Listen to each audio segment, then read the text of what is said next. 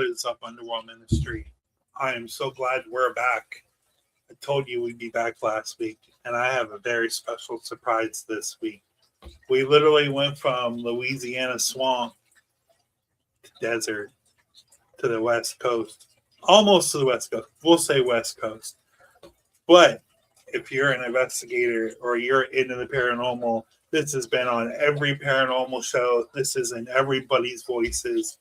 This is, people talk about this location. I know it as one of the most haunted houses in Virginia City. This is our guest.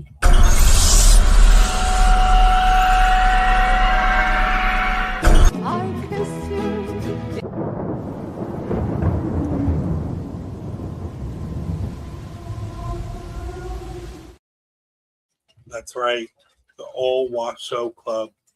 I mean, I don't even know how we're here talking about the Washoe, but I am so excited. I have my friend Kimmy here. She is one of the guides for the Washoe Club. So let's bring her up. What's Hi. going on? How are you? I'm good. How are you? I'm good. I wanted to mention before we went live, I like your shirt. Thank you. I got it from one of my friends up here in town. That's awesome. Thank you. So, Kimmy, what do you do at the Washoe Club? Like, how did you get into this before we get into history? How this all started about 15 years ago. I came up to Virginia City for a paranormal conference. Probably much like a lot of us. I'm from California originally, and I heard Virginia City, that's an inside joke. Virginia City, and I thought, oh, that must be in Virginia. Had no clue it was so close to us here in Nevada. Only about 3.5 hours from where I lived at the time. So when me and my bestie discovered that, we were like, oh, this is easy. Let's go. 1 foot out of the car, and I fell in love with this town. I just got chills. We obviously investigated first at the Washoe Club, and then we did a little bit at Mackey Mansion. Then we decided to lead ghost tours in California. The owner of the Washoe Club got a hold of me. This is years later. Wanted me to come work there. I know the history. Easy. Finally found a place to live. Fast forward about 15 years later, and here I am. And I am now the head tour guide at the Washoe Club. Wow. It's my home away from home, which is really kind of cool. Actually, I'm in my home, and I'm literally, I can literally see the Washoe Club right behind you. Yeah, I purposely moved a little bit so you guys could see the background. I don't know if you guys know how clear that is, but that's the ballroom right there. And I'm standing in my kitchen. So before we get into this, I actually have a perfect picture for you to explain. So you say everything to the left is Washoe, that building behind, it's straight ahead is Washoe, but your building to the right, that's where you are. Yep. So second floor, or? I'm actually, so if the straight across the building part, the part of the Washoe that's straight across in the picture, those top windows. So the one all the way to the right, when you're looking at the picture, my window is right next to that one. On that building to the right-hand side. So yeah, that's the red room, otherwise known as room 12. So yes, the creepy, weird red room is literally like if this window I had opened, I could tap the window of the red room from my apartment. Wow. That's a blessing and a curse. So even your apartment's connected to the Washoe. Absolutely. I mean, it's technically 2 separate buildings, but it does touch in that one corner of the red room, and it is weird. It's built very strange. That's touching enough to get something, you know. Oh gosh, absolutely.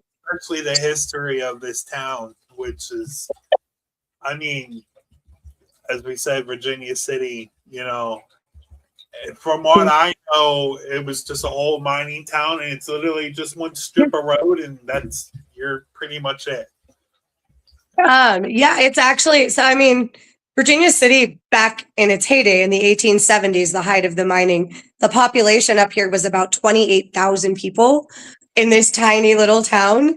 Like you said, like our main street where the Washoe Club is located on C Street is actually about a little bit over a mile long. So maybe a little bit over a mile. Yeah.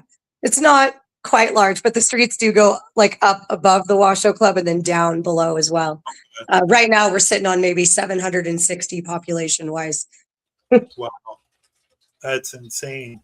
So pretty much people moved to Virginia City for like the silver boom.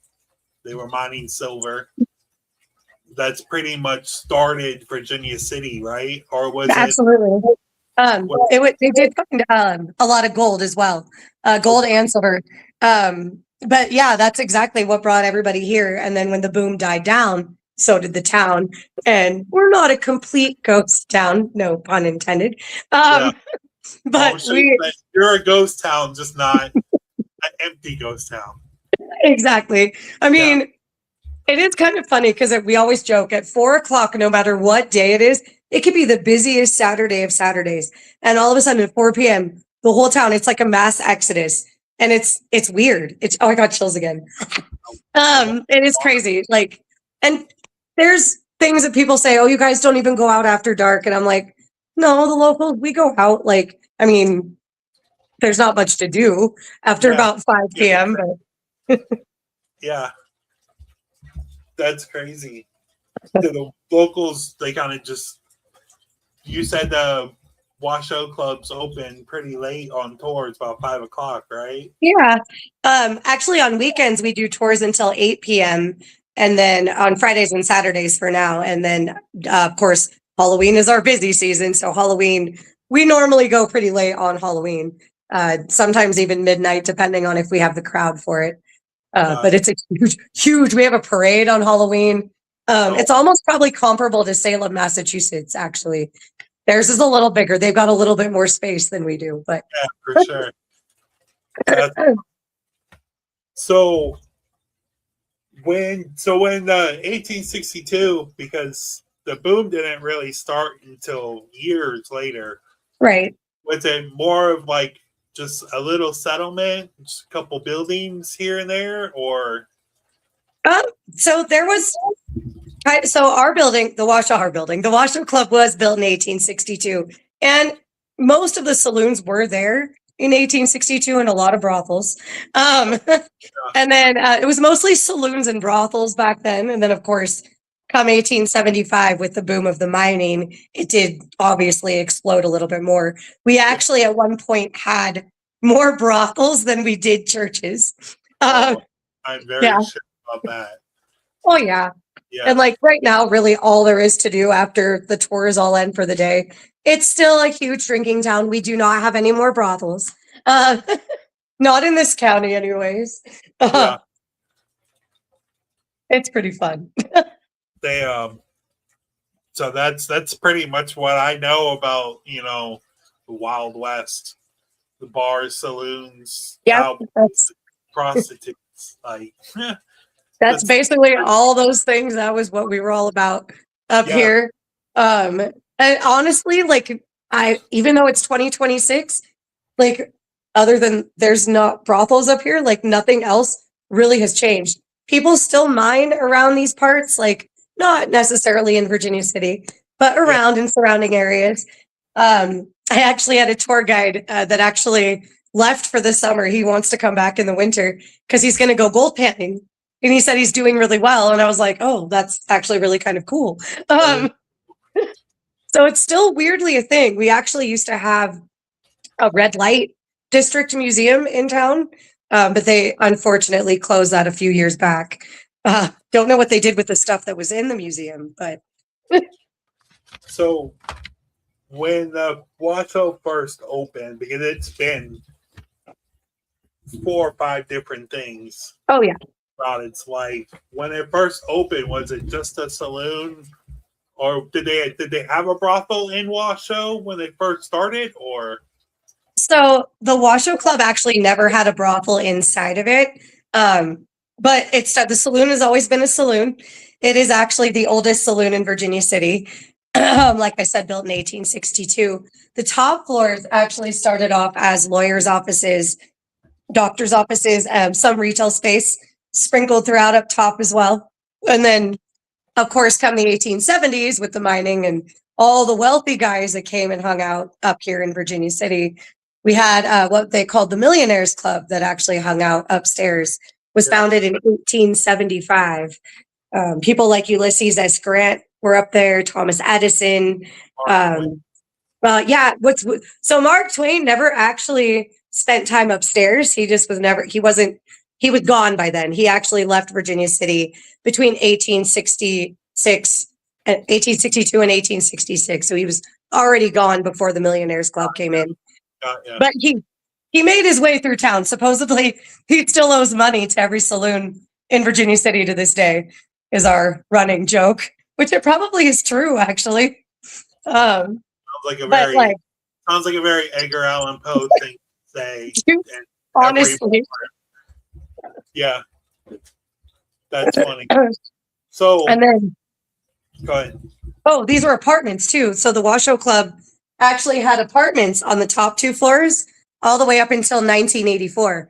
So people actually still lived upstairs there, which honestly, I'm so close to it. I might as well be living upstairs at the Washoe Club. My apartments are obviously renovated and not 1860s status. Yeah. I mean, is the building still that old? Oh yeah. Well, the one I'm in, my apartments were built in 1876. So a little bit older or a little bit newer than the Washoe Club. Okay. Not by much, but a little bit.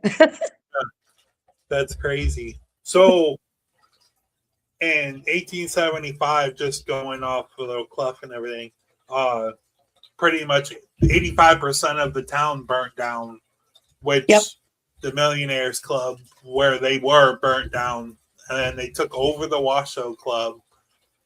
So how did they take that over? They like kind of just walked in and it was like, this is ours now, or? That's how I envision it. And I always tell people, like, there's nothing really documented as to how they actually came in and just were like, hey, this is ours now. Like, but like, that's, I kind of like to envision it that way.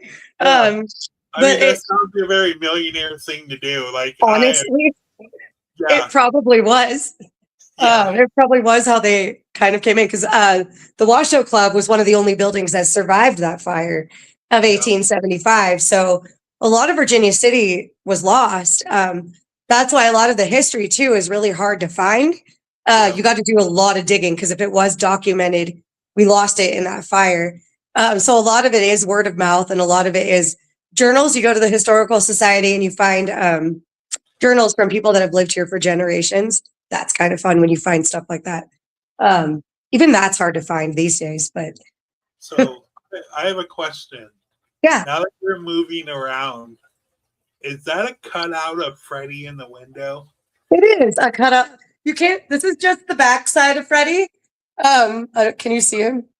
Can you see that in your window from the Washoe? Yeah, I did it on purpose because the ballroom, which is like right there.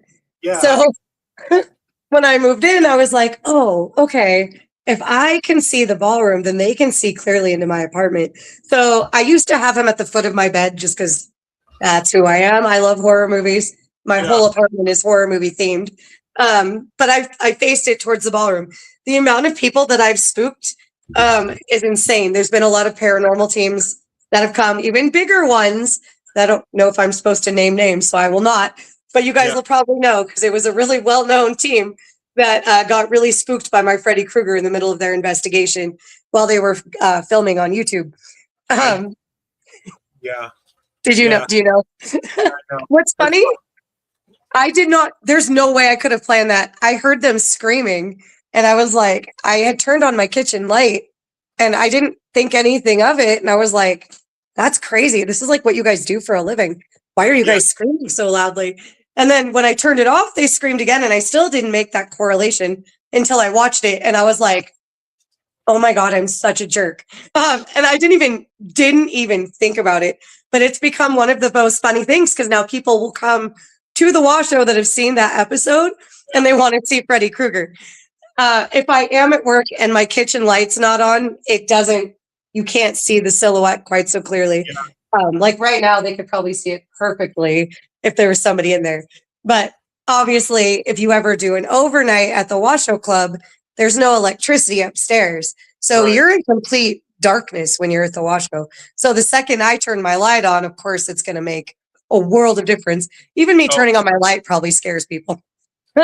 I'm so sorry. I feel bad, but no, it's funny because I know what episode that is, and I didn't. I'm like, I just put two and two together, like because I saw that in the episode, and I'm like, now I'm literally talking to the person that has it in their window. It's just. What's funny? We were gonna make Freddy Krueger. We were gonna make him a Facebook page and call it Washoe Freddy Krueger. Or an Instagram even, or maybe both. Yeah. I've only been here 5 years. I haven't got on that yet. Maybe I should work on that. So people can take pictures of it and post it on the, that'd be cool. I think that would be cute. Like, honestly, and then I wanted to do something where I took my cardboard cutout of Freddy down to the Washoe Club and say, take your picture with Washoe's own Freddy Krueger, and then bring him back home because he's kind of one of my favorite things that I own. Yeah, for sure. I think that'd be fun. So, Millionaire's house burnt down. So they kind of just came in and made it their own. They kept the saloon, like pool halls, poker rooms, like wine rooms. They had came in and like spruced the place up to make it look millionaire-ish. Yeah, so and I wish I had pictures of what it looked like in 1875. It probably was insanely cool looking. But they had their own bar upstairs. They had a poker room. They actually had pool tables upstairs as well. I always joke that they didn't want to drink downstairs with the common folk. So they had all their stuff upstairs. I'm like, oh, there's our pretty building. That picture. I forgot we had pictures. Oh, that's the inside. Yes. The staircase. The stairs are the bane of my existence, but they're a very good workout on a daily basis. Those are very, very, very steep.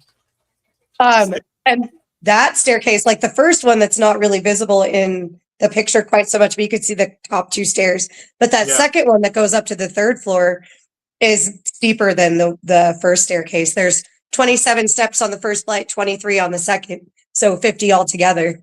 So not that I've ever counted. That's a cool one. I like that picture. Stairs. Honestly, I always joke because I'm like, I don't need a gym membership. These are my own personal Stairmaster right here. For sure. Can you imagine going up and down that completely crash drunk? No, and I joke about that on my tour, actually. There's a couple rooms there was, so the Washoe Club is designed so weird. So if you're looking at it from across the street where you walk in to go to the bar, the bottom floor is not as big as the top two floors. There's about 9,000 square feet on the top two floors, and it spans about half of the block. So once you go upstairs, you're there. It's so funny when I bring the tours, they're like, I had no idea it was this big up here. And there was a bathhouse at the very end of the block that flooded, and it actually got underneath the foundation of the Washoe Club, knocked us sideways. This was back in the 1800s, late 1800s. And then, so it kind of knocked, where everything is sideways in Virginia City, but that's what originally knocked us sideways. Now everything's slowly sinking because of all the tunnels underneath us. Unfortunately, slowly, very slowly, hopefully very slowly. I was going to show a couple more pictures, but I want to get into that, actually, the miners and everything. But from what I know about these stairs, these are pretty famous stairs. That is the amazing spiral staircase. What is really cool about it, and you can tell in this picture, there's no support beam in the middle holding this up. So it's actually one of the only freestanding spiral staircases in the United States. There is another one also in Santa Fe, New Mexico, in the Laredo Chapel. They thought it was built by the same guy, but one of my buddies in town that's also a tour guide at another location, he researched it, and I guess the timeline doesn't add up. But it's also where our Blue Lady Lena was allegedly murdered in the 1870s. So people do catch our Blue Lady on that staircase decently often. And pictures. It was murdered on the stairs or like the top of the bottom or? So it's not, there's no documentation. So we've kind of figured it out through, I have chills again, parent like investigating. Yeah. We've all kind of discovered that. So Lena, our Blue Lady, was a lady of the night, as much they all were back then. But she was a mistress too to one of the millionaires that hung out upstairs at the Washoe Club. And he was married, and the wife found out about it. And so she is the one that did allegedly murder her. We've gotten so many EVPs, SB7 spirit box answers that her throat was slit. So we've actually pieced together that we think, oh yeah, wow, I got chills like crazy. We think they were both, geez, coming down the staircase, and the wife was behind Lena and slit her throat. And then Lena fell the rest of the way down. I have insane chills right now, you guys. It is like 90 degrees in Virginia City right now, and I don't have AC in my apartment. I have a fan on, but it's in the other room, so I'm decently warm, but I have chills everywhere. So hopefully that's validation that the information we've gathered is correct. Have you guys ever done anything like black lights or anything to see if you see any kind of blood on the stairs or? I have not personally. I don't know if any. I know people have upstairs in the Washoe on the top 2 floors. I'm not sure if anybody actually has on the spiral because it's no longer safe to walk up and down. So you wouldn't be able to get quite so high with it. I mean, I guess if you got on a ladder, you can shine it over that way. Maybe that's something to try. I don't know that anyone's tried it on the spiral. I'm like, intriguing. I mean, if that's the story, there should be right. Something soaked into the wood. Exactly. And like upstairs in the Washoe Club, because most of the floorboards upstairs are original. And people always ask, the floor is crazy stained. And like, I mean, it could be blood, it could be booze, it could be anything. Through the years, there's been so much stuff like on that floor. And I tell them because they're like, is that blood? I'm like, oh no, it could be. Because it's just so hard to know. And I personally haven't taken a black light, so now I got to find one. I really need to find one. It'd be fun to go up there with it. It would, because it turns green. Yeah, crazy. It's just the way my brain works. I don't know. What's funny is I never even thought of that, and my life is consumed by horror movies, and I didn't even think about it. I do think about it because we do have one doll on the 3rd floor that's kind of got like green eyes. They're actually made with uranium glass, so she glows very well in black light. So I always joke that I need a black light just so I could kind of freak out my tours a little bit. There was one group, I can't remember their names now, but it was just an overnight, but they were like, I always joke that, and no offense to all the big burly guys out there, but it's usually the big burly guys that scream and run out of the building.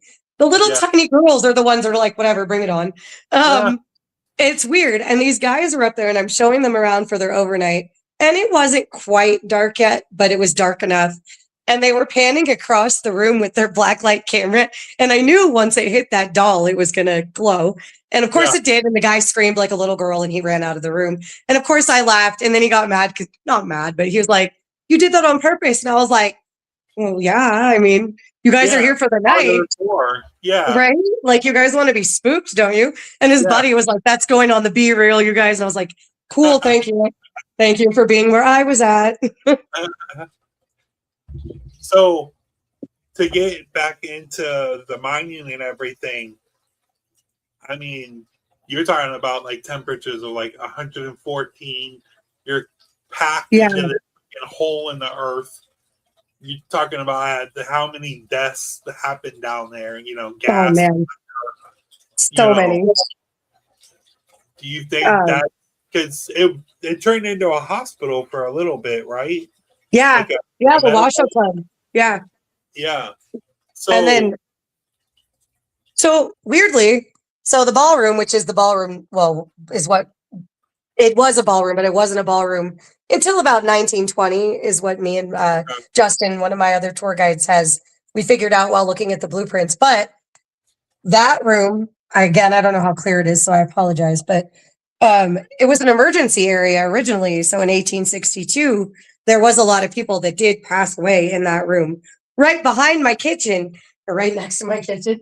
Um, but Gretchen, we do have a little girl that giggles, and she was actually one of the ones that passed away up here, right here in the ballroom. Well, then the emergency room. But Yeah. the miners, these poor guys, like the worst conditions, because they were, even in the snow, they would go out, like snow, like extreme weather conditions. It was the most dangerous job to have. And they did Yeah. get paid pretty well. Also, ladies of the night got paid probably, if not, maybe a little bit more better. Um, Waking up with no more money in his pocket. exactly. Yeah. But While she's sitting in the room counting it. exactly. Yeah. That was all smart. It was smart thinking So, back then. it's funny that you say the winter and everything. You're talking about even hundreds and hundreds of people dying. Oh, in yeah. these mines. And during the winter, there was nowhere to bury them because the ground was so frozen that you have a room called the crypt. Yep. That's where they used to put dead bodies until the Mhm. spring to where they can bury them. Exactly. You're talking like 4 or 5 months in this room. And like I tell people, like the crypt does get cold in the winter, but in my opinion, it's not cold enough to house dead bodies. Like, Yeah. I mean, it is, but like, it's not like morgue cold. You know what I mean? Like the Yeah. refrigerator doors, it's not that cold. And you're Dead talking bodies about leak. hundreds of bodies sitting on top of each other. I'm sure it's Yeah. In burlap sacks. There was the winter of 1927. They had about 77 bodies stacked in there that winter. wow. Yeah. What's weird about the crypt, a lot of people are creeped out by it. I'm not bothered by it. I eat my lunch in there. I hang out in there on days like this where it's crazy hot.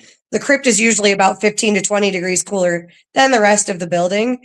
It's just wonderful in there. If I'm having a panic attack, I go in the crypt and it usually calms me right down. I'm a weirdo. Most people walk in and they just turn around and walk right back out. And I could spend hours in there. I'll turn the light off and just sit there. Oh yeah. I mean, if you can't find me, and if I ever get out there, you can't find me, go to the crypt. I'll be in there.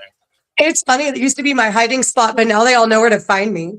And I'm like, oh man, now I don't have a hiding spot. Yeah, you got to find another one. I know, for real. So I'm just gonna go over some of these pictures. I mean, I have a half a page worth of hauntings and stuff that's gonna happen and what happens. I mean, I have equipment stops, I have batteries, I have old time music, walking around shadows. Like, that's just a name. I have probably about 30 things that can happen that happens in that place. Oh yeah. I mean, is it really that active? Like, I know, like on the shows and everything, they dramatize. Right. You know. Well, and you probably know this too. On most of the shows, they're here felt like if they're big time people, like if it's Ghost Adventures who did get their start at the Washoe Club in 2004. Sorry, I have this cough I can't get rid of. If it's any of the bigger guys, they film for about 4 to 6 days, depending on what locations they're doing. And in that 4 to 6 days, they're lucky to get about, their episodes are an hour long, maybe 48 minutes with commercials. So they're lucky to get about maybe 20 minutes of evidence out of that 4 or 5 days of shooting. And it depends on the team too. Like the other day, I was up there investigating with one of my other tour guides, Angie, and they were going nutty. And I haven't had that much. I've worked there it'll be 5 years in October. That's the most activity I've had probably in the 5 years I've been there. I think they were excited because I don't investigate a lot anymore, only because I am there all day, every day. So by the time I get off work, I'm like, oh my gosh, I'm done. And they do drain my energy. I'm decently sensitive. I feel them. I see them. I hear them. They know me. I know them. And if there's a different energy, because we've got stragglers that'll come through, or they come through with other people, it throws my energy crazy off. So I wouldn't say, I say like we are crazy active, but not probably as consistently as the shows portray it to be. Yeah. And I feel like there's a lot of stuff that the people that work there, like us that work there, will get, and anyone investigating it'd be something that they wouldn't necessarily get unless they feel crazy comfortable around you. But the pool balls breaking down in the bar in the members room is one of the like most common one. I get that about 3 times a week, maybe, when the pool Wow. table will be covered, and it's one of my favorites. But I've actually had other people hear it. In my opinion, the bar downstairs is more active lately, anyways, than the top 2 floors. As I'm staring, I could see the red room kind of from my window, and I'm like, I think he does have a pour up there somewhere. They could probably hear me. Yeah. So, I mean, the saloon's pretty much the original to the building. Yeah, absolutely. 1800s to 2026. That's a long time to have energy. Yeah, about I'm 164 sure, years. yeah, I'm sure there's a bunch of drunk people and God, yeah. with fighting, drinking, killing each other. Oh God. And I'm sure, like, I can't remember if it's you guys or if it's another old. It might be Tombstone. Do you guys have bullet holes in your roof? we do. They Okay. probably do too in Tombstone. It was a common thing. It's actually, and I wish I had a picture of that. I don't ever think to take pictures of those things. We have about 27 bullet holes in our ceiling down in the bar that we've counted, and there's probably more than that. But it's how the bartender would stop fights. If people were fighting, they'd just shoot up above, and it would usually calm them down. And I think the last person to shoot off a gun in the Washoe Club was in the 1990s. That guy was arrested probably pretty quickly. But back in the 1800s, it was a common occurrence. I got a picture of the bar. Look at her. Look at my. She's not my bar, but look at how pretty she is. I mean, she kind of is. You've been there long enough. But that's like original tin roof still. Yeah. Like, the floorboards are original. The what? Wow. Yeah. So nobody changed anything in that bar at all? The ceiling has been painted. They did paint the tin. It was, I don't know why they painted it. It was before my time there, but that's the members room right there too. So that's where we'll hear the pool balls break in the members room. The chandelier, that big chandelier that was in that first picture, that one right there, original to the building, that's been there since 1862. They actually brought it over from France by boat and then stagecoach. Started off with candles, and then it went to gas, and now it's obviously electricity. So it's been through some things. It's a cool bar. Like, it's so pretty. I know, I can't stop looking at it. So when I'm looking at these pictures and everything, I'm just collecting. I'm not really looking. So Right. I start like even like the videos and everything. I don't watch them until they're on the show. So it's like a live reaction. Oh, that's kind of cool. Yeah. So going back to the Millionaires Club, they kind of take over. They got a poker room, they got billiards, cigar smoke, drinking, all this is what millionaires do, not a really care in the world because, why Exactly. They have no worries at all. Yeah. So is this like demonstration or? It's a demonstration, absolutely. But that is the poker room. Not the original table. I don't even know who these are in this picture. Those are cool pictures. So the poker room, and there is they do have pocket doors that they could have closed as well. And then right across from the poker room, there's a little window that's where they used to go and get their booze. The bartender would serve them from the window up there. So they didn't have to go far for their alcohol. That's cool. It is pretty cool. So from what I understand, they kind of take over the second floor and the third floor. Yeah. So the second floor is more of like where they hung out. Exactly. And that's what I tell people too. The third floor was really just mostly boarding. Actually, a lot of the miners that came through Virginia City did board on the third floor. And I always joke that the millionaires probably boarded up there as well. If they didn't want to stumble drunkenly anywhere else, they could just stumble right on upstairs and they were good to go. Yeah. The third floor is the one that's decently, I mean, a lot of people think it's a little heavier feeling than the second floor. So a lot of people on my tours, I have people cut out and they won't even go on the third floor. They'll just finish I'm going to go back down. They'll be like, oh, I have to go to the bathroom. And then they never come back up. It's kind of funny. That's in the middle of the day. Like, yeah. So from what I understand, you weren't allowed up there unless you were part of the club. Absolutely. Unless you were boarding on the top floors, of course. But if you were not part of the Millionaires Club, you weren't allowed up there. Ladies were not allowed up there. They did the only time allow ladies of the night upstairs is if the poker games were lasting a little bit longer and they needed someone to bring drinks to them at the poker table. So they didn't have to actually get up and leave their hand. Actually, weird enough, the apartment that I'm in currently, I do believe was a brothel back in the 1870s. It's not documented, but honestly, the way it's built and how close it is, like 98% of the town that I've asked, just trying to gather information, even in their research has said this was, and apparently mine is the madam's apartment. So that's kind of cool. But I mean, they could sneak out the back door of the Washoe near the poker room, come right up the stairs over here and nobody would ever see them. And they'd be able to go back down like undetected. So in my brain, that's only logical. Yeah, for sure. We can go back to because all you do is walk out the door. Yeah. And wow. It's too easy, in my opinion. So nobody can see that part of the building from the road? No, so that's actually the back side of the Washoe and my apartment. So that is the front part of the Washoe where it says the Washoe Club is out on C Street. This is taken from B Street, which is one street behind us. So that back picture, is on B Street. So you can see it from the road, absolutely. You just have to go the street behind to see that view. Yeah. Which honestly is kind of a cool view.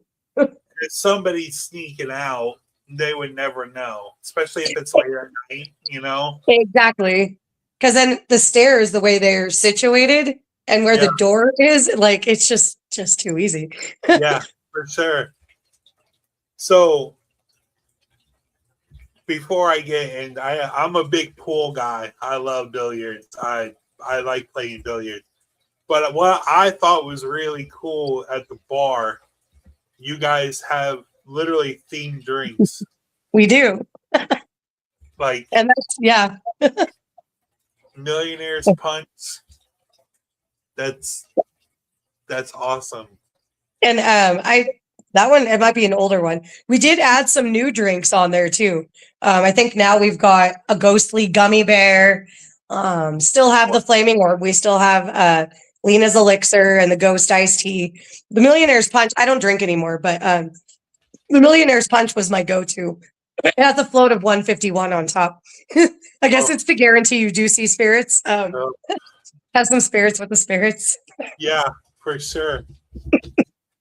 I mean, that's a good slogan. That's a good way to get you. It's funny. We use it a lot up here. I say it all the time. And like one of the tours, they used to do tours in California, Napa. I think they were the Napa Ghosts. I think they just retired everything, but they used to use it. And I just say, because your ticket gets you $1 off drinks inside at the bar, have some liquid courage or spirits with the spirits, however you guys want to see it. And then they started doing it at Piper's Opera House, the spirits with the spirits. And I'm like, did they take not that it's mine, but you know what I mean? Yeah. It's kind of cute. My idea. Especially up here in Virginia City. It totally fits. Yeah. So, which is awesome. Is this like in the bar or was this part of the Millionaire Club? That is our brand new to us. Is that the new one? Yeah. That's our new 1870s pool table. I always do that, poker table, pool table, that our bartender Cody actually worked on getting into the bar. So he put it in the museum And he so far is the only one that plays on it because it's really nice. Huh. Yeah. And yes, exactly.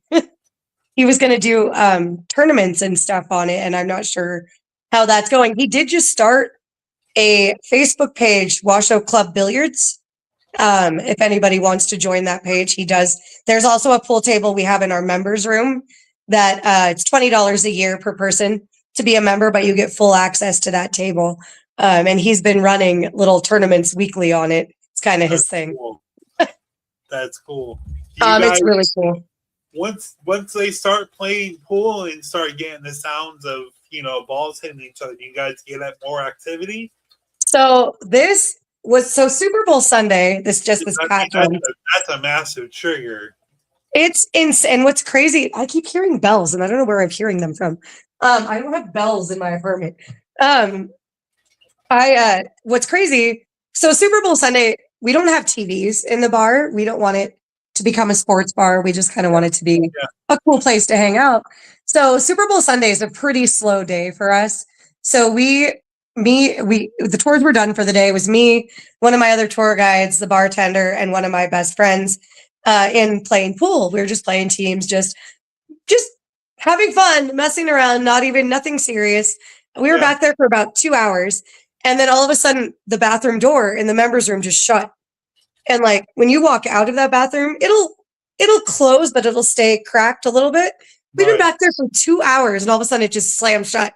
And what's crazy is I wish I had this video, but it's on our tablet because the cameras in that room actually caught the door shutting. And I looked at everybody and I said, has there been somebody sitting in the bathroom for 2 hours, like listening to us? That's crazy. Yeah. So one of us, I was like, that's rude, like weird. Not that we were talking about anything weird, but it was like, make your presence known at least. Like, don't just be weird and sit in the bathroom. So we looked and there was nobody in the bathroom alive anyways. And we tested it. We tried to pull the door shut to see if it would slam. It didn't work. So we were like, okay, cool, whatever. Awesome. We got some activity. So we sit back down, continue our game, or like our 85th game. So it was like 2 hours in. And all of a sudden we hear footsteps in the bar area, which is like right outside the members room. And we had the door shut, the front door shut. It was February. It was cold. It was snowing, I'm sure. We have a cowbell on the front door. So if anyone walks in, you can hear that. Yeah. You hear the bell. We hear footsteps and a lady go, hello. My bestie, Robert, got up. He thought it was his girlfriend. He thought he was in trouble. He goes out. He's like, oh my gosh, I'm in trouble. Blah, blah, blah, whatever. No one's there. So he comes back in, sits down. We hear it again. All of us hear the hello the second time. And so at that point, we were like, what the heck? Is somebody in here messing with us? Yeah. So we all split up and we searched like the bathrooms. We went in the crypts. There was obviously nobody upstairs. Both the tour guides were down in the bar. We were playing pool. So there was nobody in the bar. This was all within 20 minutes. So absolutely the pool table does absolutely huge trigger object. So when Cody put the one in the new one you just put, well, new to us, the one in the museum, the 1870s, I thought for sure it was going to like amp up activity. The museum activity actually has amped up a lot, even though we don't really play on that table quite a lot. But I think it just being in there. I wish I had better. That one's in the members room, yeah. So do you get activity no matter what table you're playing on? Oh yeah, absolutely. I think that's why too in the bar area. I feel like it's just a lot more energy for them to kind of play off of, for lack of a better word. Yeah. Especially if people are playing pool and if people are drinking and laughing, that's kind of their jam. So that's usually when they come out and play. I mean, that's why I tell them. That's what it was there for. When you got off work, you came and played pool and got drunk. Like, exactly. Yeah. Like when people come and do overnights, they always want to know what are the tricks to get them to come out. And I'm like, well, unfortunately, I don't really know how to Beetlejuice them out. I wish I could. I'd be rich right now. But like, play poker. Seriously, I'm like, I did try that once with Scotty. I was like, Scotty. It didn't work. But the poker room, I always tell people play poker. We've got a deck of cards. Actually, we've got like 6 decks of cards in there now that are now intertwined. So I probably need to fix that. But we've got poker chips up there that people can use, and usually that's when all the activity starts up. Is when, of course, people are sitting down and not like freaking out. A lot of people like. Of course, they do it for Hollywood a lot. They freak out. They run out of the building. They're dramatic about it. Yeah. But if you're sitting there and you're calmly just playing poker, laughing, and just doing what you would do on a normal night, that's when they're gonna come out. And it happens a lot. It's just, I know it's a little intense in 9,000 square feet when you're up there in the complete darkness, and your imagination does go a little wonky. It'll run away from you. But tricks on you. Oh, for sure. Yeah. And I tell people that too. I'm like, keep that in your mind, because the longer you sit, the darker it is. Your eyes are going to start to do that matrixing there. You're going to think you're seeing stuff that's not necessarily there. It's your eyes trying to adjust to the dark. Yeah, exactly. Yeah. It's cool. Yeah, no, very cool. So you're not allowed up there. Do they make it clear when you go to the second floor, like on tours or whatever? Obviously, you can feel it from different levels of what you're in. But I mean, third floor is probably like, hey, why are you in my room type of energy. Basically, and that's what I tell people. I'm like think about it. House, like, yeah. Like, why are these strangers just like traipsing through my living room right now? What's going on, you guys? Yeah. It is kind of funny because like I've investigated a lot of places. I've never run out of anywhere. I've never been spooked. I've had some crazy stuff happen to me in the Washoe Club, and I still have not run out of it. But there are times where you walk into a room and you feel that almost like fight or flight, and you're like, ooh, this is not the room we need to be in right now. And that'll actually happen to me during tours during the day. And I'm like, I can't like just leave the room because if you have people on your tour that are not sensitive and they don't feel it, then you look like an insane person. I look crazy on a daily basis. It's fine. I'm used to it. But there's times where it'll almost feel like they're pushing you, like not pushing you, but like holding you back from entering. Yeah. And it's happened to me twice at the Washoe. Once in another place, but only twice so far as a tour guide. Then you have people try to go around you, and I'm like, if they don't want me to come through, the one that they know, please don't try to get around me. They're not going to be happy about it. And then it's weird. It's almost like they release it, and then you just kind of almost like fall forward. It's so funny because I always feel bad. The what? I call the people that run on investigations, I call it Scooby-Doo. Yes, that's funny. I literally said that the other day. There was a lady that Scooby-Dooed out of the crypt, and I feel bad because she fell, and I feel horrible. She's fine. She laughed. She hugged me. But I've learned that, so we have this is like the worst place for it. We have a compressor for like our fire sprinklers, the ice machine. It's housed right above the crypt. And every now and then it goes, if you've ever heard a compressor, you obviously know what it sounds like. For sure. It's so loud. And if you're in the crypt, when it goes off the first time I heard it, it echoes off the walls. And of course it's going to scare the bejesus out of you. So I've had people, and I know better. So. Ice falling, because you're sitting there all freaked out, like knowing that there was bodies in that ice fall. That part. Yeah. Well, it's funny too, because now I've learned, because I've almost got run over by people running out of the crypt. So now I just stand right up against the wall. So it leaves them enough room to just run out if something happens, because I'm not about to die. Not yet, anyways. I probably will die in the Washoe Club. This is where I plan on dying. I will haunt it. It'll be fine. For sure. I want to go haunt and investigate. Send me to Penn or send me to fucking Trans-Allegheny. Let's go. Dude, for real. Seriously, Trans-Allegheny would be insanely cool. I'll be there eventually. One day I'll get there for sure. On the third floor, there's room 12, which Yes, red room. the red room. I'm trying to see if I can. I don't know if I can get my phone to like angle it the right way to be able to see it from my apartment, but probably not. I don't know. Can you just see brick? I can see a little bit of the window. Yeah. And that's really basically all I can really see, but it is kind of weird how I can just see it from here, but I have to like kind of contort myself to see it the right way. But that's the room where people sometimes get scratched. The door will slam. What's weird though, because we're kind of working on the restoration of the building. So the third floor, we put in wallpaper, replicated 1800s wallpaper, and we've got antiques, of course, all the way through the building. But I feel like once we furnished the red room, the scratching is not necessarily just contained to that room anymore. So people are now getting scratched like in the hallways, in the crypt, which is actually weird, even though the crypt is quote unquote creepy. I just love the crypt. So I'm like, it's not creepy. It's my favorite.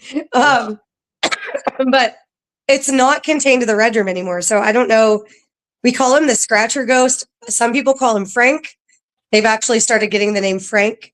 But I also feel like he doesn't usually truthfully tell us his name. So it may or may not be Frank, but he's the one we usually comes through that's not so happy with us. But I also feel like he doesn't quite know he's dead and doesn't know why we're in his room, kind of like what you were saying.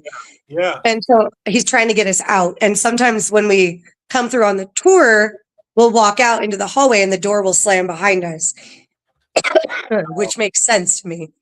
Yeah. Like But it's weird. Sue. Yeah, exactly. Like, get out. This is mine. Why are you guys in my bed? Like, bedroom, but not my bed. Yeah. There is a bed in there, though, which is weird. I'll go sleep in there. It's funny, when we went to investigate up there on Sunday, we asked the group because they were so excited to investigate the red room. We got no activity at all, nothing, which is common for any haunted location. Yeah. I mean, it's hit or miss sometimes. Or he just was like, what are you guys doing? I'm not going to come out for this. And it is weird. There was one time, this is maybe 2 years ago now.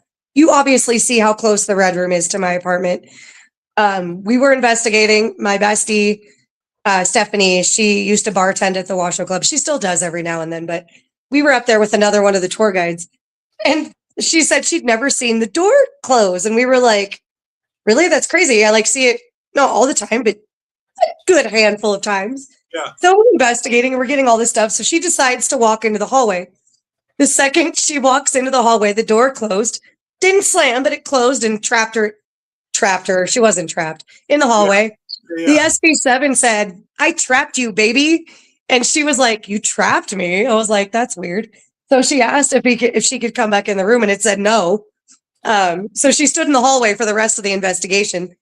And then when we left, she went home to Reno. The other guide went home to Dayton. And I obviously came to my apartment. 3 a.m., the quote unquote witching hour, which I have not so much belief in necessarily, but it's just quieter at 3 a.m. But I was in a, no pun intended, dead sleep.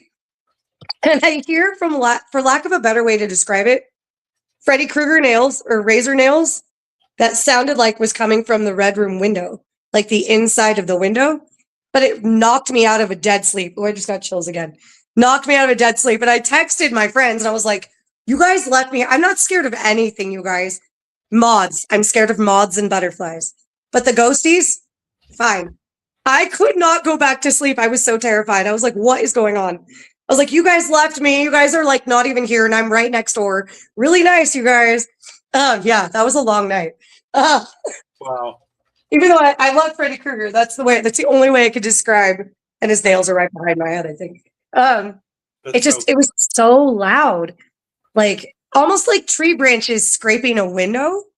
Yeah. But it was January, and the tree there is a tree in the courtyard, but it's not close enough to the windows to reach to like scrape like that, right. Especially not from that direction. So that's kind of weird, but all the things. This building is so quirky.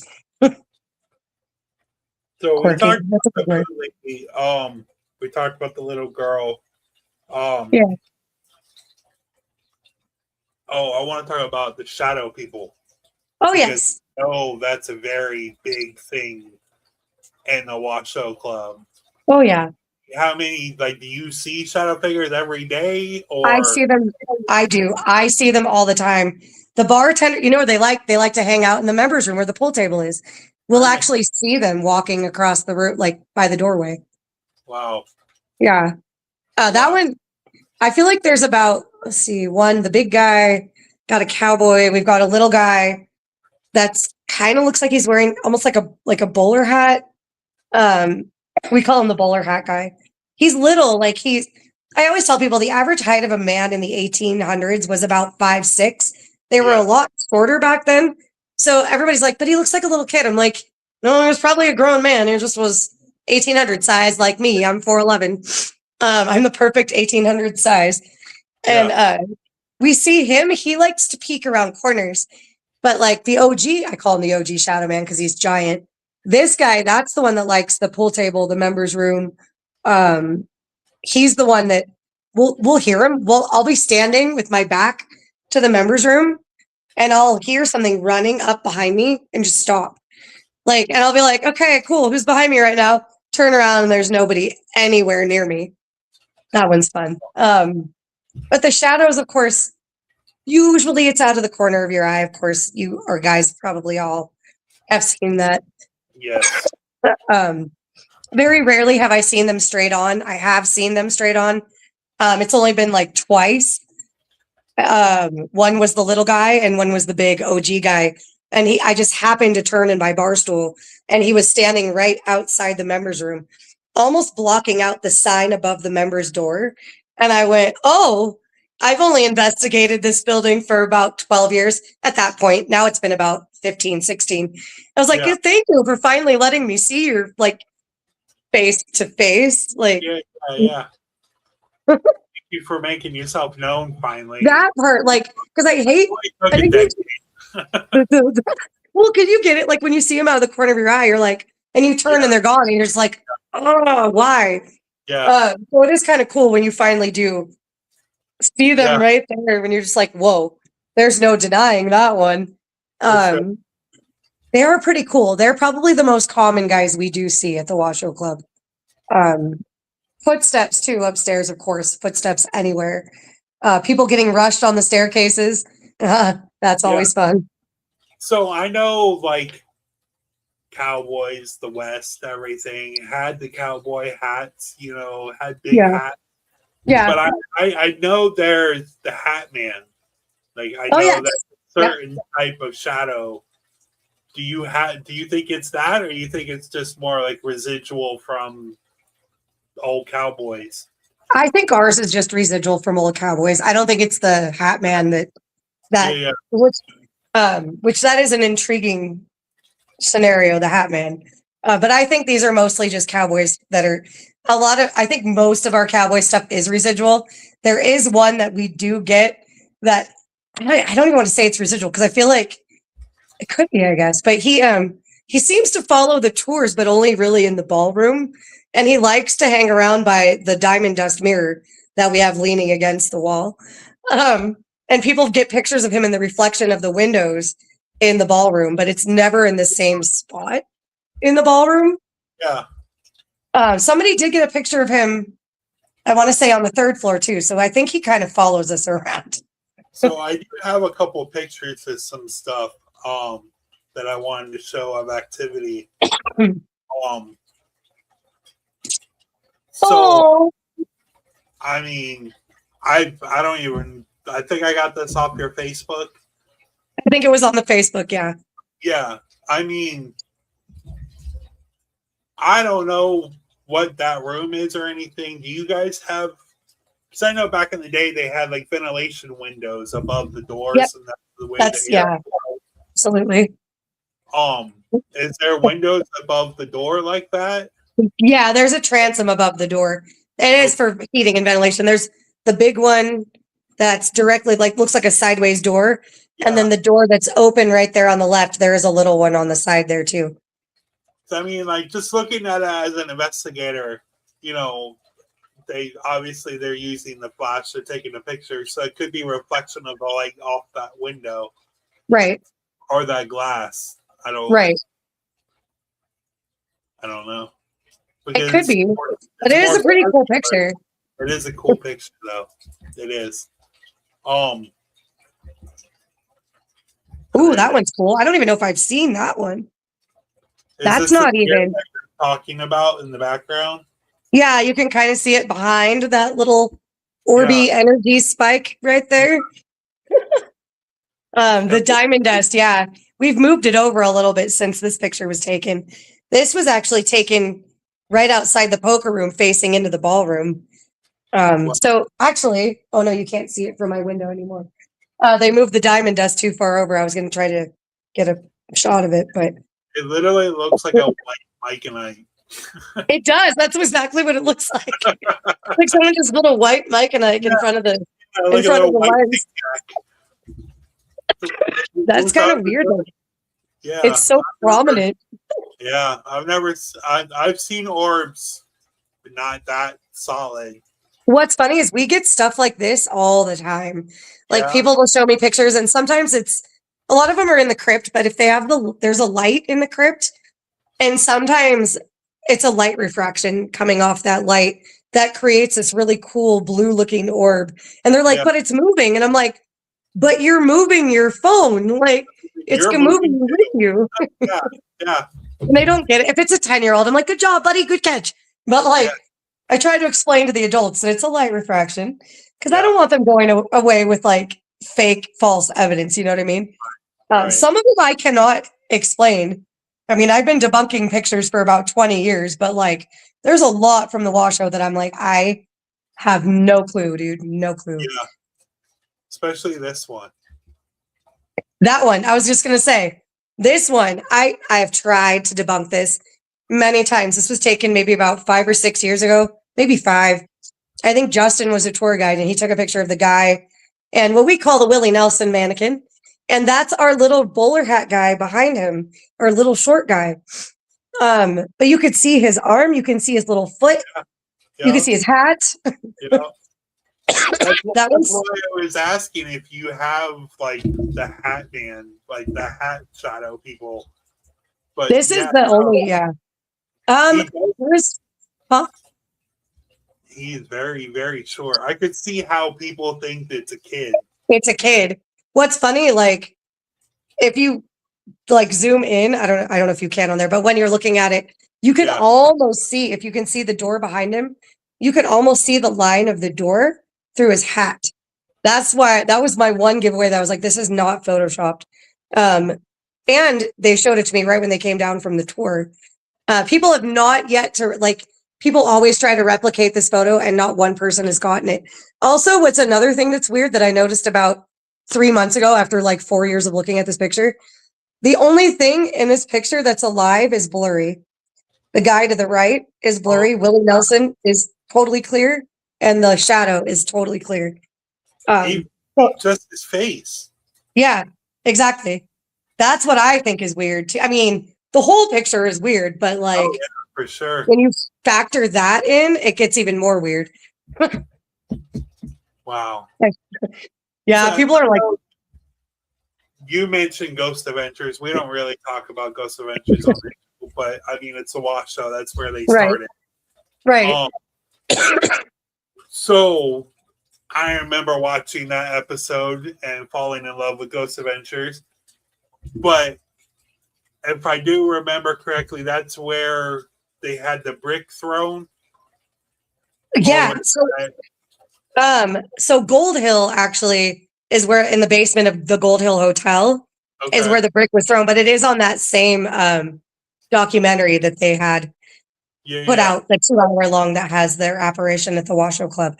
But then there's another one that I saw because we've kind of not found, but we pieced together all of their episodes they did at the Washoe Club, and now we kind of play it on a loop in our museum just so people can enjoy it throughout the day. Right. And there is one that they caught upstairs, kind of in this on the second floor, and it almost looks like a bottle being thrown. But when they looked at it closer, it almost looks like a man walking, carrying a bottle of whiskey. I actually watched it more closely the other day while I was cleaning the museum, and I was like, okay, that's pretty intriguing.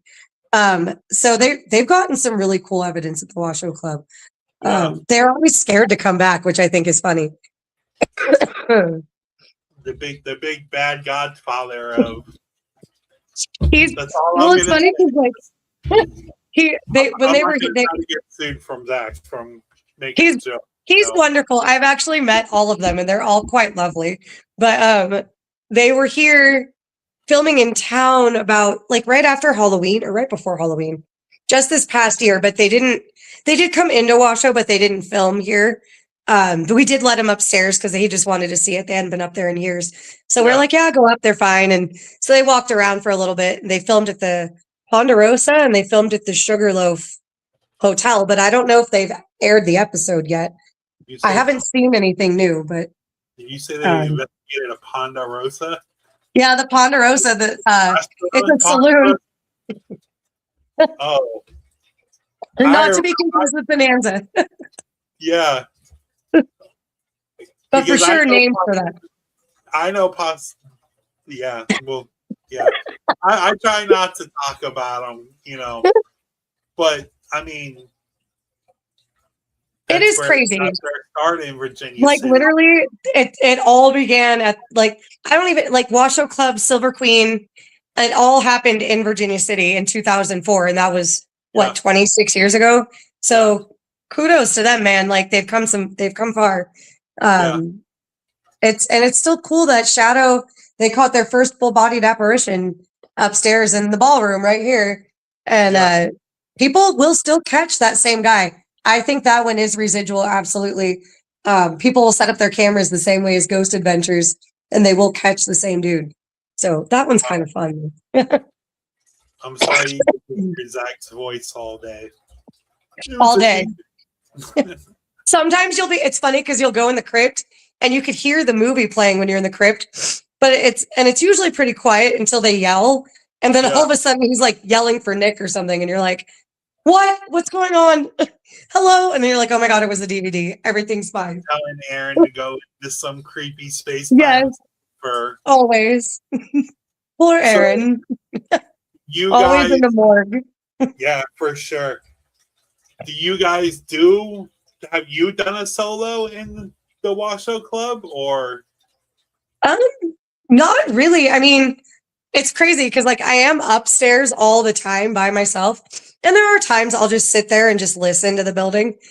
Yeah. It's quiet. It calms me down. I like to sit in the poker room and just listen to everything. And there was one time I was having like a really bad day. And I was in the poker room and I just was like crying the ugly cry. I don't even know why. It was just one of those I just have to sit here. Weirdly, I chose to go upstairs to make myself feel better. But I feel like they know me, so it's almost like a hug. So I'm in the middle of my breakdown and I heard it sounded like, I don't think I can, I don't know if you can see it from here.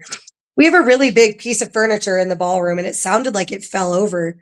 And I was like, what was that? And it shook the building. And I was like, I'm the only one up here and I'm not moving.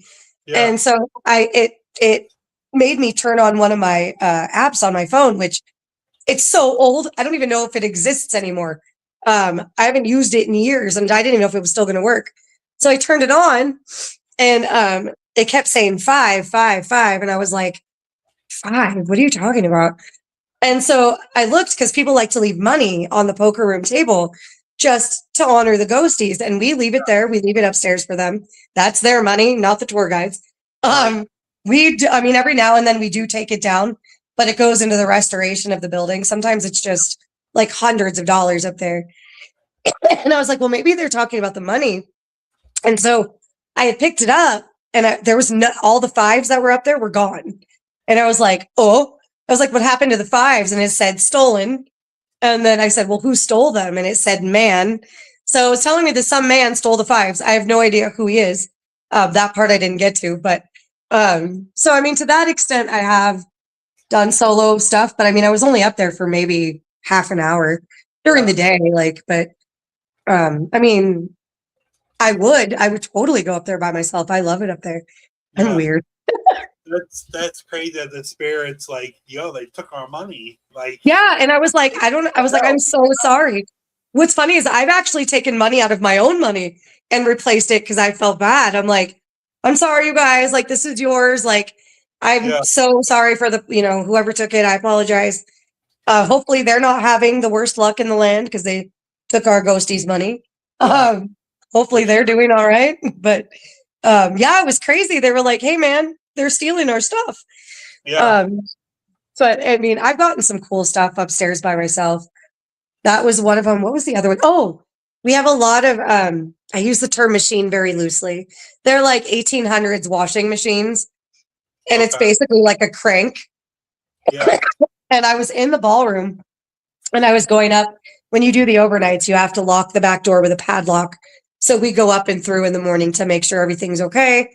Padlocks are off the doors and whatnot. And so I'm standing in the ballroom and I hear clear as day this creak of the laundry or the washing machine. And I'm like, there's no way. There has to be someone up here. Because that thing is not light. It's like metal and wood but I know the squeak of it because I've played with it before. Not played with it, but made it to see what sound it makes. So I run to the other side of the building. There's nobody up there. I was the only one up there. What's crazy is we have a camera facing right at that machine. And I go right back downstairs, grab the tablet. For sure thought I have evidence. Again, they glitched over it.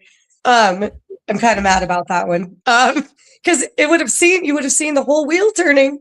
Oh, I'm sad about that one. But there's nothing else that would have made that sound. That is the only thing up there that would have made that. Was it more like a phantom sound or residual sound just playing over and think it's moving? It wasn't. I don't think it was residual. I think it because it was not up there back. This was just something we brought in. So none of the antiques at the Washoe Club are original to the building. So this came from God knows where. So I feel like they would have had to have moved it. But in my brain, that's an insane amount of energy to move that. Like, but I have no other way to I can't debunk it, but I can't find it on the camera. So like, I feel like I can't confirm or deny it, but also I have no other, I don't know, like it makes no sense. Yeah. We have bells up there too that'll go off. All the time. Seriously. With more questions than you had answers. Honestly, I'll come home and be like, did I hear that? Am I going crazy? Like, yeah, what was that? Finally here. I'm finally going nuts. I'm here. That part. I usually joke with my tours. I'm like, apparently 5 years is when you start to lose your marbles. I was like, apparently I'm right at that point. But I've seen orbs with my own eyes, not through a camera lens. So much like that I've actually ducked thinking someone was throwing something in the middle of a tour. What's funny is one guy actually ducked with me. Like we both saw the same thing and I went, oh my God, thank you for letting me know that I'm not insane. Yeah. Unless we're sharing the same crazy fever dream, but right. So that was kind of cool. As crazy as I am. Dude, mass hysteria. I don't know. Yeah. The stuff that I have seen, and it's funny because people come on the tours and they're like, and I get wanting to go up in the dark because it is cool. It is creepy. But I get more activity smack dab on a Wednesday at like 3 p.m. That's when I get things go nutty. I've done this podcast for about a little over 3 years now. And every location I've always talked to, they say the same thing. That they get stuff during the day. Because that's when people are awake. Thank you. This is so much good validation for me. Functioning, doing shit, Absolutely. When you're sleeping and when you're relaxed and they're chilling. That's why I feel bad because sometimes overnights will come back and they'll be like, we didn't get anything at all. And I'm like, well, I mean, they'd be usually asleep at night. So I feel like they're following the same trajectory. Also sunrise. I've been told sunrise from one of my guys that's up here a lot doing overnights. He always makes sure to be upstairs at sunrise because he says you can hear like commotion, like people getting ready to go to work. Yeah. That, and like I said, it's gorgeous in the sunrise day, like the light of the morning. That was the weirdest way to say that. The light of the morning. Telling you, 5 years. So to go into a little darker story the other day, like, so there was an old bartender there. He had a son that lived there with him, and unfortunately, his son fell into one of the holes and died. Yes. I'm not exactly sure how long. I think it was like 2 or 3 years later. Roundabout. It might have been the same year, actually. We're still a little fuzzy. We actually got new information on this gentleman, too. So I don't know if I've told you about any of it, but let alone he committed suicide from the pain of losing his son. Yeah. He's actually one of my favorite little ghosties. I'm not calling you little Scotty. I know you can probably hear me. So, and he also had found out he had stomach cancer like not long before his son passed away. So there was a couple factors that factored in to his decision to end his life. Unfortunately. The what? So either way, he was going to die. Exactly. And at least that way, the way I feel anyways, is it was he controlled it and he wasn't waiting, in pain. He lost his kid. He was dying. So let's just end it. Go ahead. From what I understand, he worked his whole shift, closed down the bar, and then went up the stairs and did the deed. So is that true? It's weird because there's a couple different stories. So his granddaughter was actually just on one of our tours a couple weeks ago, which was insanely cool.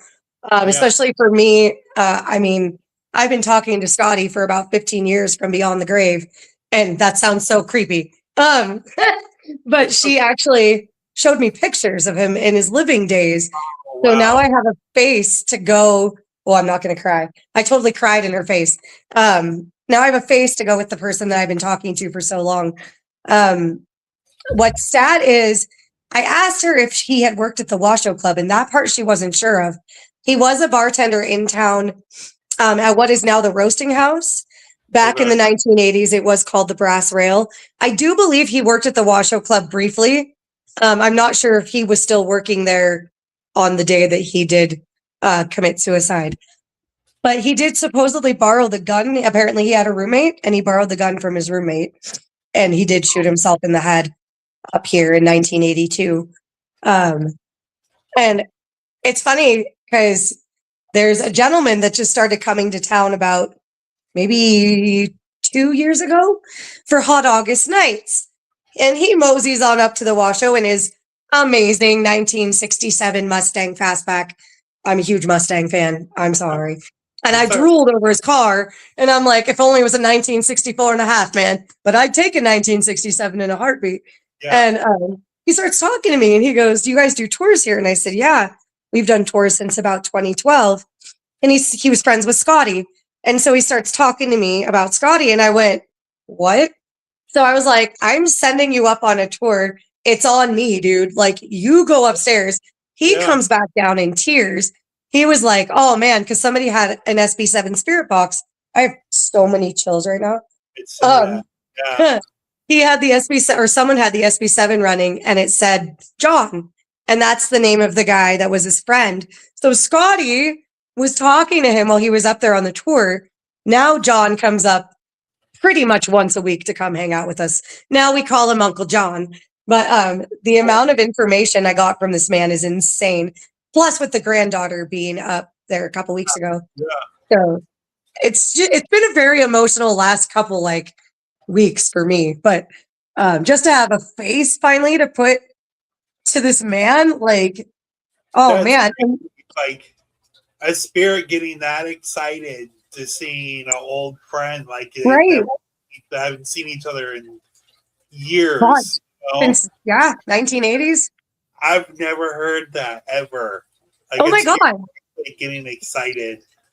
Yeah. And like, oh my god, I know you. Huh? Yeah. Not like the same, like, oh my gosh, it's Kimmy or Justin, my tour guide. Yeah, This is yeah, my friend. This is my buddy. yeah. John said he used to get him drunk at the bar.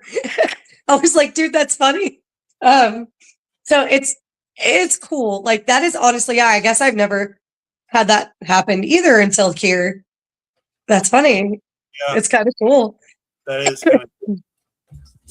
And I do feel like Scotty is decently trapped here. However, he doesn't seem to be trapped in his room anymore. Now he seems to be able to roam about the building, which is kind of cool. I wonder if it's because of all this newfound information, actually. Maybe. Weird. So I know you showed us the ballroom. Was it actually like I know before the ballroom it was the doctor's office and everything Right. like that. So when they turned it into the ballroom, was that when the billionaires came in? They turned it into a ballroom, or It was actually after that. Well, they probably were still up there actually in the 1920s, but well, maybe not so prominent, but because yeah, it was still lavish in the night. So me and Justin were lurking. That was weird.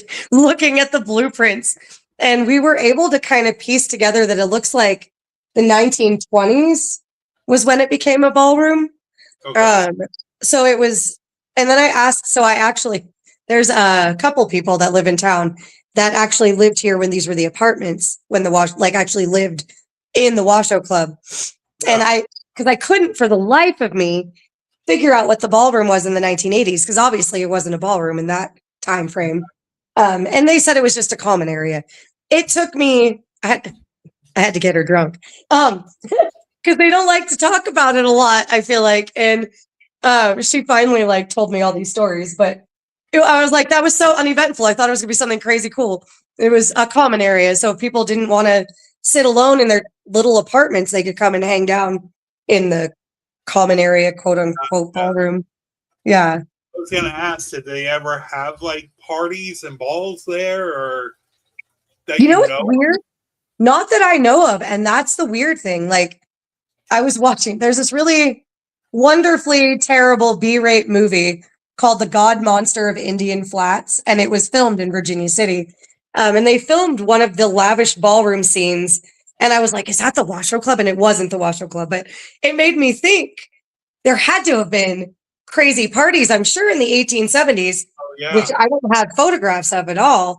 I'm sure they probably did, like, but there's no documentation anywhere. But if you ever get a chance to watch that movie, it's so cheesy, but it's so funny to watch it because it was filmed in 1975.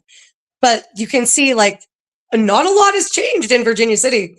We pretty much still look the same. Yeah. And I think I can't remember where they filmed that ballroom scene. It might have been at Mackey Mansion, actually. Okay.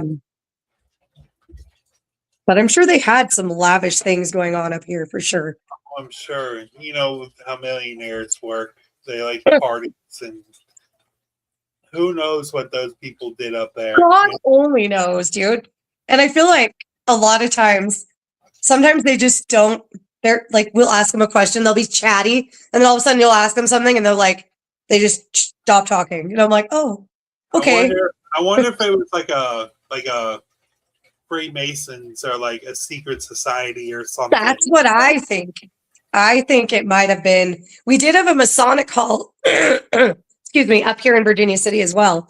That is closed now. I believe it was by the Clamper Hall, which is it's their Julia Bulette chapter up here. So actually, what's weird that you said that, because there is a light, chandelier type light in the bar of the Washoe Club that's shaped like a star, and it did come from the Masonic Lodge. Right now, it doesn't work. I don't know if it's not wired correctly or if we just can't find the right bulbs to go in it. But it looks like it's wired, and now my life's mission is to get it to work because it's gorgeous. Yeah. Well, I'm just wondering because millionaires don't tell secrets. They don't fucking. Yep. They don't talk to people like normal people talk to people. So exactly. like I mean, I wonder if it was like because you could only be there during the club. Like there's Right. only certain people that are allowed to be there. And Yeah, and you that start asking questions, and people are like, "Shut the fuck up!" Like, that's what I think. I shut think like up. when we ask them, they're like, "Nope, you better not say anything. I don't Yeah, care if it's 160 years later." Like, yeah, yeah. You and you it's you kind were of supposed funny. to take this to your grave, and now you're taking it to your grave. Damn it. Exactly. Yeah. So I don't know. I'm really iffy on this picture because movement. Oh, mm. So You know, this was there one, somebody and they moved while they were taking the picture? this one has been like the bane of my existence since even before I worked at the Washoe Club. Okay. It's funny because all the tour guides are on the same page where this was taken so many years ago, long before I worked there. But like the guy keeps posting it and he's like, I caught the blue lady. I caught the blue lady. And all of us are looking at it going, this is clearly somebody in modern clothes that turned while Yeah. you were taking the picture. You can almost see a logo on their shirt, Yeah. or dress or whatever it is. I don't even think it's a dress actually, but I've tried, and I honestly think this is someone that moved too fast while they were taking a picture. And I think they were either, and maybe he thought he caught something, maybe he forgot someone was in there, because I know people do get spooked, and when they get spooked, their brain doesn't work quite right. Yeah. Yeah. For sure. So he could have forgotten that she was there or he was there. I can't even tell if it's a girl or a boy anymore at this point. You can honestly see eyes, lips. You could see like Yeah. you know what it literally looks like? It looks like she's wearing a shirt and has a jacket tied around her waist. Like her waist. Yep. That's exactly what it looks like. A t-shirt with a jacket with maybe jeans. Yeah. Like it looks almost denim. Could be leggings, but definitely looks like there's a logo on the shirt for sure. Yeah. Yeah.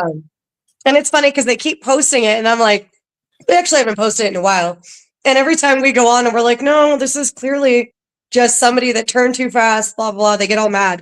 And I'm like, they're like adamant that it's our blue lady. And I wish that was the case, but I honestly don't. I just think it was the way the picture was taken. Has anybody gotten a picture of the blue lady? There is a picture of the blue lady that we have in our museum downstairs, which I don't even think I have a picture of it on my phone anywhere. That it was taken by the Bats in the Belfry walking tour. She's been doing tours in Virginia City for 15 years, starts at the Washoe Club and does a historical walking tour through Virginia City. And she'll investigate along the way as well. And then they tack on an after hours tour of the Washoe Club. She actually, I think she took one and her dude took the other one. And one of them, like they're back to back in the museum. And one of them, it's like a blue mist, almost like she's manifesting. The other one, that spiral staircase picture that you have, that mirror that's there, they took it in the reflection of the mirror and they actually caught what looks like exactly like that. Looks like the lady in blue walking down the stairs. And you could actually see her face, her eyes, her hair. It's a little fuzzy in the middle, but you can kind of see her blue dress. But at the very bottom, it looks like she's walking down barefoot. And at the bottom of the picture, you can see what it looks like, all 5 of her toes, which is really kind of cool. So people do catch her. I've seen her with my own eyes on the staircase, because you'll walk in from the bar and you'll feel people staring at you all the time from that spiral staircase. I happened to glance up and just caught like a quick vision of somebody actually looking down on me. Stephanie, one of our bartenders, just saw her a couple of weeks ago, actually standing on the staircase. But of course, we don't think to take pictures. We're just working. You walk by and you're like, "What's up, man?" Dude, I would literally have like a fucking GoPro or something stuck into my head the whole time I'm working. Like, actually, brilliant. I didn't even think to do that. Yeah. Like, sorry guys, I gotta wear this camera or something. Dude, seriously, like a body cam. Yeah. Yeah. I'm like, I wonder if it would deter them. Because I see them a lot. And I feel like the second I try to take a picture, I get nothing. And I'm like, God, you guys, come on. Yeah. Camera shy all of a sudden. So, like, not to bring up many groups or anything, but I love Project Fear. I Oh, yeah. love that show so much. I was actually just watching the Washoe Club episode before this, just to get caught up a little It's bit. funny. And That was a great episode too. it was. I love it. So they were going literally from the ballroom and telling them to go to the poker room, back to the ballroom. Do they do that a lot? Do they Oh, yeah. move you guys around everywhere? Oh God. And I honestly, at this point, I think they just like to watch us walk up back and forth. For me, they know how much I do not like to go up and down the stairs. And like, I feel like they're like, I'll be downstairs and we'll hear banging above us. Or almost like furniture being dragged around and then nothing's actually dragged around. So we'll run up there and there's nobody there. And then we'll like have the SB7 going. I'll say, go upstairs. Then we get upstairs. It says go downstairs. And I'm like, yeah, I just came up here. We're going to hang out here for a minute.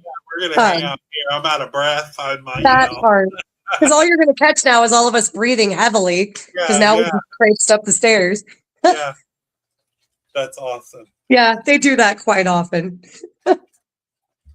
So, do you guys have any events or anything coming up? Do you guys have cons? Do you guys? What month is this? What month are we in? What is this? July? June. We're in June. Oh man, I skipped ahead way far. Not so far, but we are starting the what? We're almost there. Dude, I know. I was like, I don't even know what today is. I think it's the 16th. It is the 16th. We're starting this thing now. We're going to do one Sunday a month, like we just did a couple of days ago. A 3-hour long investigation, and that's Washoe sanctioned. And so we're going to do that. There is a Paracon coming up in October. It's called ComCon. I don't know what year she is. It's put on by Soul Circle Paranormal.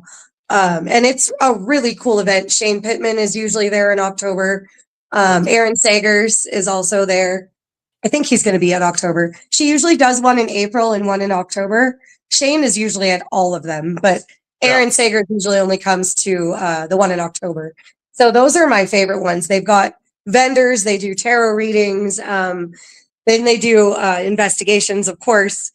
And they're so much fun. Shane and Aaron are like the sweetest people you'll ever meet, ever. I love them. They've become some of my dearest friends at this point. Who was there last time? Richard Estep was there last time. That's cool. I don't know if he's coming to this one. Sarah Lemos was there. Janice Oberding, of course, she's the one that writes all of the Haunted Virginia City, Haunted Reno, all those books. So she's usually there. Michelle LeBaron, they call her the Ghost Magnet. She's always there.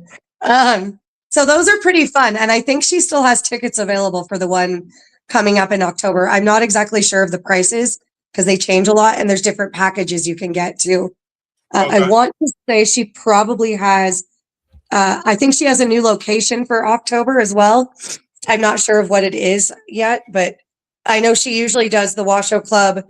They usually do, sometimes they do the Clamper Hall. I think they did Piper's last time, Piper's Opera House, which Jack and Kelly Osbourne did when they did Virginia City. Yeah. That one was pretty intense, actually.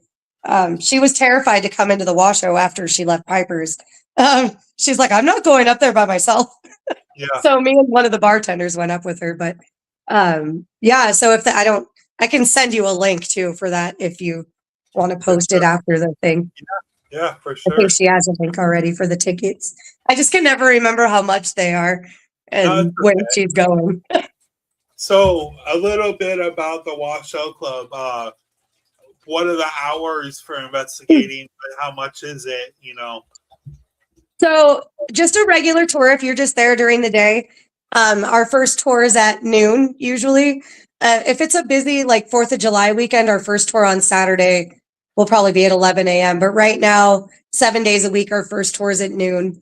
Fridays and Saturdays, our last tour goes until 8 p.m. They're every hour on the hour. Right now, Sunday through Thursday, our last tour is at 5, just because the town's been really, really slow lately, and I don't know why. But the tours, if you just take a normal tour with us, it's about 35, 40 minutes long. They're $10 for adults, 5 for kids. 15 and under are considered kids. So kids, we got a pretty high kids price there.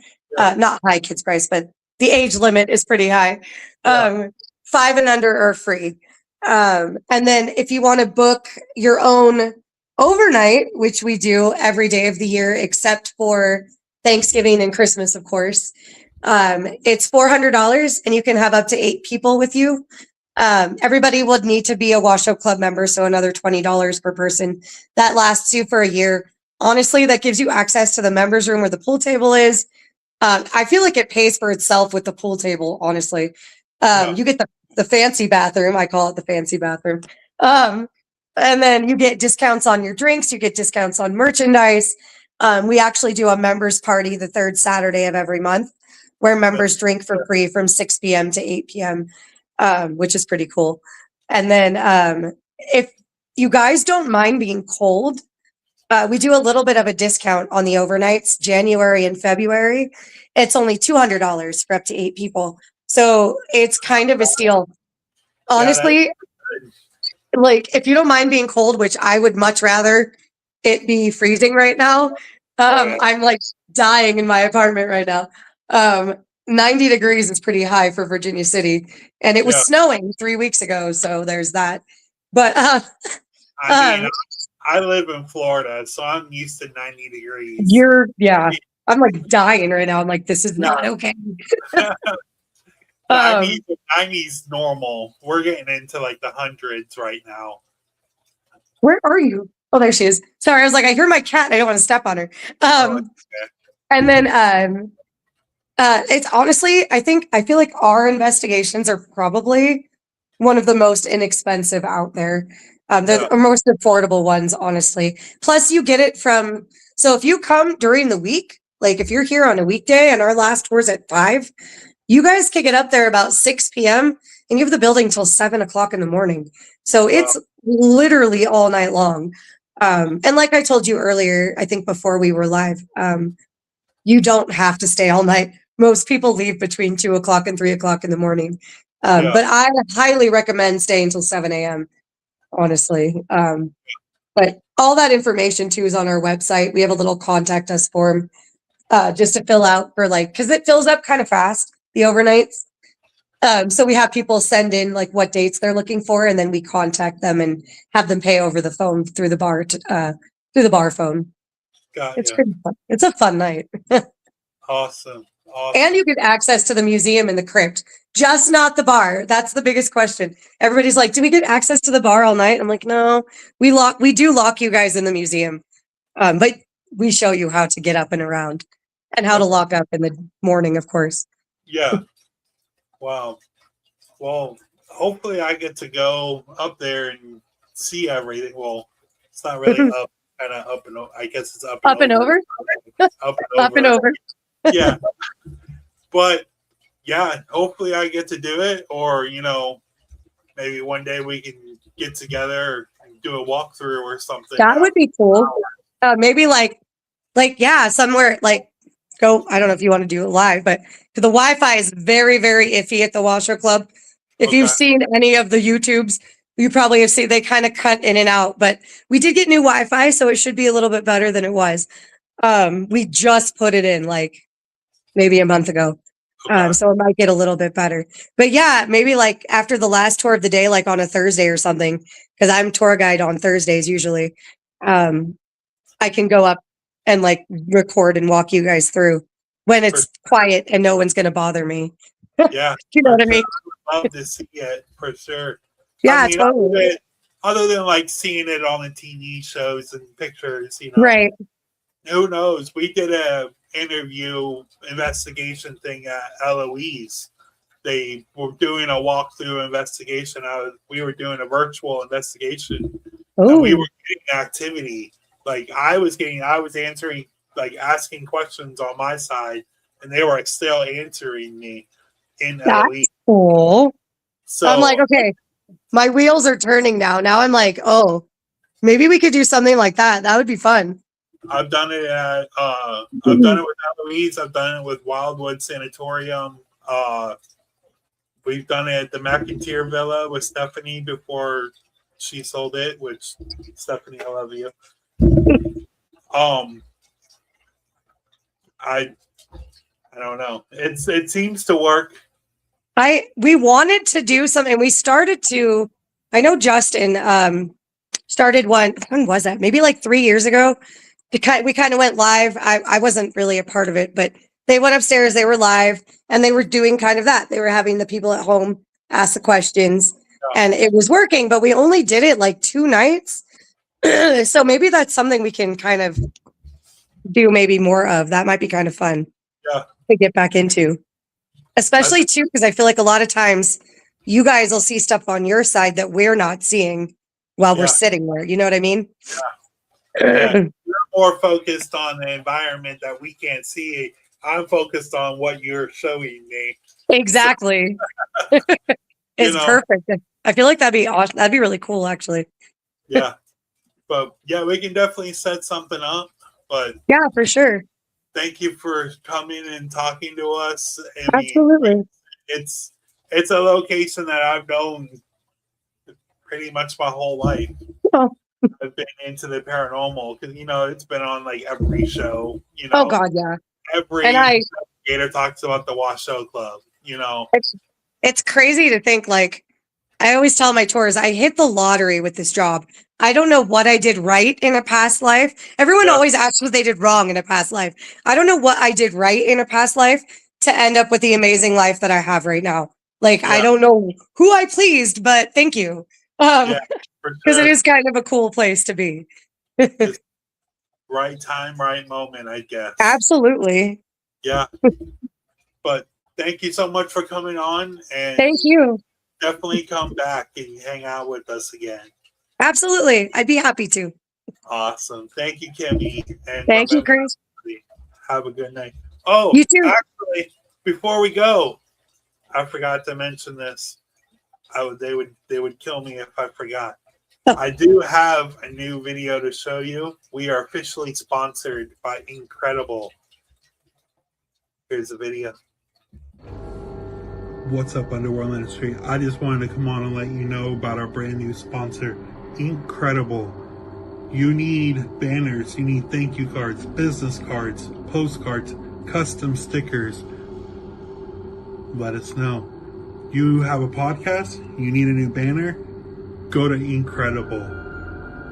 It's custom designs available, full print, professional layout assistance, small business friendly, quick turnaround. I use these stickers.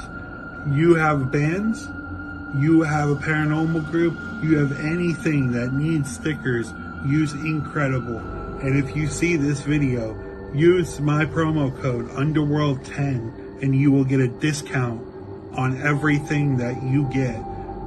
So again, go to Incredible and tell them I sent you.